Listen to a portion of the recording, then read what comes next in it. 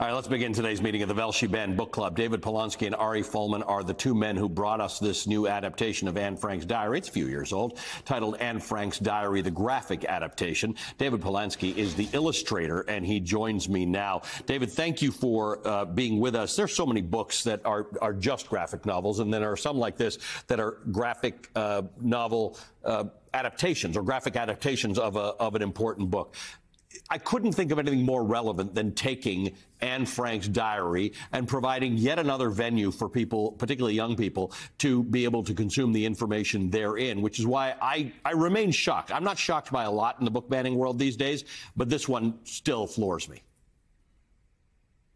Yeah, hi, Ali. Thanks for having me. You know, when we were working on the book 7 years ago, we were aiming for the mainstream, or what we conceive to be a mainstream in the Western countries, at least. And it's kind of surprising that here we are 6 or 7 years later, and it seemed to have disappeared. There's a few reasons books get banned. The pornography thing is very common and very, very old. So I want to ask you about that clearly there's an inability to distinguish between conversations about one's body, conversations about growing, conversations about sexuality, even conversations about sexual assault, which don't take place in this book, but it's a reason that people cite pornography as banning. Pornography as a thing is as old as the hills. Were you surprised that any of things that you depicted in this book would be targeted for that reason? Personally, I was not surprised. I knew that this topic, actually, the two passages from Anne's original diary were censored by her father while he was still alive. He was responsible for the publication of it. But he was a German gentleman who was born in the 19th century, so it's quite understandable. We felt that sensibilities have changed since then, and it felt. But I knew that it might be a little bit jarring for very conservative audiences. So I tried, in the specific passages, I gave a lot of thought and care into making them as decent as, but still honest as possible. So, for example, in the passage where Anne is discussing her anatomy, I used a Georgia O'Keeffe painting in a situation of a biology classroom, kind of mixing poetry and science and walking very carefully around these things. So what surprised me is that so far the only public debate about these issues came from the United States. I want to get into something that I mentioned in the introduction, and that is Anne Frank's story. The reason it is compelling to all of us, the reason I go every time I'm in Amsterdam to the Anne Frank house, because there's always something interesting, but even if there's not something new, it remains a story of human resilience in the backdrop of one of the worst things that's ever happened to humanity. Human resilience in the face of the Holocaust. You cannot talk about this aspect of the diary without mentioning the most widely quoted passage from it, in which it says, "It's a wonder I haven't abandoned all my ideals. They seem so absurd and impractical, yet I cling to them because I still believe, in spite of everything, that people are truly good at heart," end quote.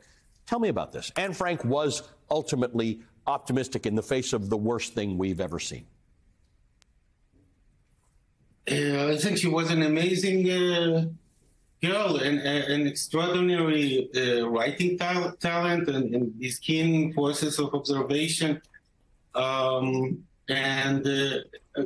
She was ahead of her times in the worst kind of situation. But what I took from her story specifically is her humor. It's this kind of famously a Jewish defense mechanism that she implies very, very well. And I think this is where I connected to her. And this is where I draw strength from, especially from her story, her ability to find humor in this dire situation. Last year, I spoke with the author, R.J. Palacio, about her graphic novel, which is also based on the Holocaust, called White Bird. You're familiar with it, I'm sure. It's fiction, but White Bird explored Nazi-occupied France. And in May of last year, I asked her why why books about the Holocaust in general keep getting targeted for ban. Here's what she told me. You can't ban history, and these books are steeped in history. And as you said before, the idea is to build empathy and tell stories that can also teach children about events in history that they might not otherwise know. I want to ask you about that, because there are really two sides to this coin. There's the R.J. Palacio, who says the idea is to teach children about things that they might not otherwise know, because it would be understandable that a young child may not know about the Holocaust. On the other side, teaching people about the Holocaust is going to be uncomfortable. There's no way to not make that uncomfortable. There's no way to hide what the Holocaust really was, who the Holocaust really targeted, what they really did to all those Jews. So how do you manage that situation? You and R.J. Palacio as illustrators, how do you deal with the idea that you might be someone's first real introduction into some of these things? When Ari and I accepted this, it's a commissioned work by the Anne Frank Foundation in Basel, Switzerland. Our main reasons to do it, our main idea was to show Anne as a full human being. She's not a mascot for the Holocaust. She was a real girl, and the only way for new young readers to connect with this text, I think, is to show this connection. And part of being a whole human being is getting your first period and falling in love and thinking about all these things when you're 14. And we felt that it was necessary to include this in our adaptation, because that's why we started out with this project, because the real people who lived through that experience are passing away quickly. And it needs to be kept alive somehow. I want to ask you, the last diary entry, which was August 1st, 1944, there are 8 people who are living in that secret annex in Amsterdam. There are people outside the walls who have been helping them stay alive. Anne Frank talks at length about how lonely and isolated she feels. And when you go to the Anne Frank house, you'll feel it, right? It's a small house. They're upstairs behind a secret stairway. It's a small place.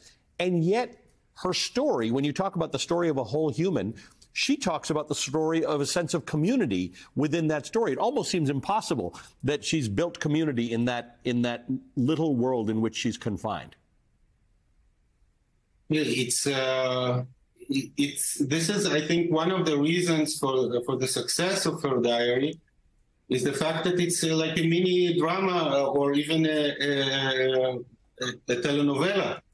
It's mostly about the relationships in dire situations, but the tendencies, the normal tendencies and behaviors of people are just heightened by the drastic conditions. And I would quote Ari on this, who always refers to the fact that in his eyes, Anne's story is not about the Holocaust. Mm-hmm. For her, the real Holocaust started after she was forced to finish her diary. This is a story about family and about the will to live and to thrive in impossible conditions, which are not necessarily a concentration camp. And I think that's the main point. Remembering who she was alive. Does it bother you as a Jew, as a descendant of people who were in the Holocaust, that people escape the reality of these things by saying it's offensive to read about it or it's difficult for their children to read about that? Does that feel personally troublesome for you? Listen, that's in Texas. It's very far away, so I don't take it personally. But I think that I believe that they are missing out on a huge part of human experience by just not going into uncomfortable places, and I believe that it's their loss. On the other hand, I don't think it should be compulsory, to force someone to read something that embarrasses them. On the other hand, I don't know. I wouldn't go into the practical sides of it.